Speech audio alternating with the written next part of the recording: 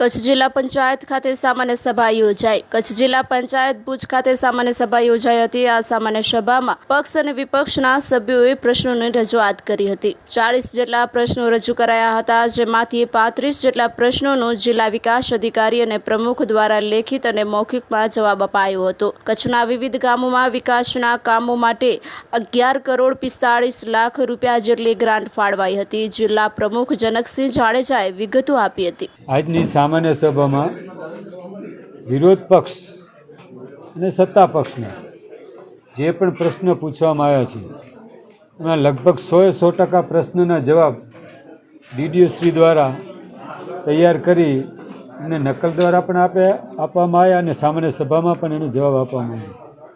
Total કુલ પ્રશ્ન 40થી ઉપર હતા। આપણે 1 કલાકની અંદરમાં 35 જેવા પ્રશ્ન લેવામાં આવ્યા અને બધાના જવાબ ડીડીઓ દ્વારા લેખિત અને મૌખિક આપવામાં આવ્યા।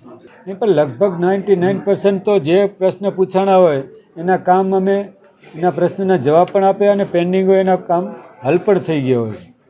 આજની સામાન્ય સભામાં ટોટલ કુલ ગ્રાન્ટ 11 કરોડ 45 લાખ 94,140ની ગ્રાન્ટની ફાળવણી કરવામાં આવી, જેમાં ટાઈડ અને અનટાઈડ પાણીની અંદર 3 કરોડ 43 લાખ 78,242, સફાઈમાં 3 કરોડ 43 લાખ 78,242, કુલ ટોટલ મિલાવી 6 કરોડ 87 લાખ 56,483 અને કુલ અનટાઈડની 4 કરોડ 58 લાખ 37,656, ટોટલ 11 કરોડ 45 લાખ 94,140 કચ્છના ગ્રામ પંચાયતનો ગામનો વિકાસ થાય, જેના કારણોસર જિલ્લા પંચાયતના સૌ સદસ્ય જિલ્લા પંચાયતના સૌ હોદ્દેદારો સાથે મળી અને ગ્રાન્ટની ફાળવણી કરવામાં આવી। જિલ્લા પંચાયતમાં પહેલી જ બેઠકની અંદર મને પ્રમુખ સ્થાન મળ્યું ત્યારે જ મેં કીધું હતું કે સત્તા પક્ષ ને વિપક્ષ આ ભૂલી આપણા કચ્છના જે પણ પ્રશ્ન છે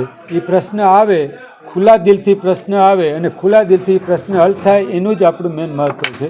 બધા સદસ્યોને સાથે રાખી ધારાસભ્યશ્રી, સંસદ સભ્યશ્રી બધા સાથે મળી જે પણ પ્રશ્ન છે એ હલ કરવા અમે પ્રતિબદ્ધ છીએ।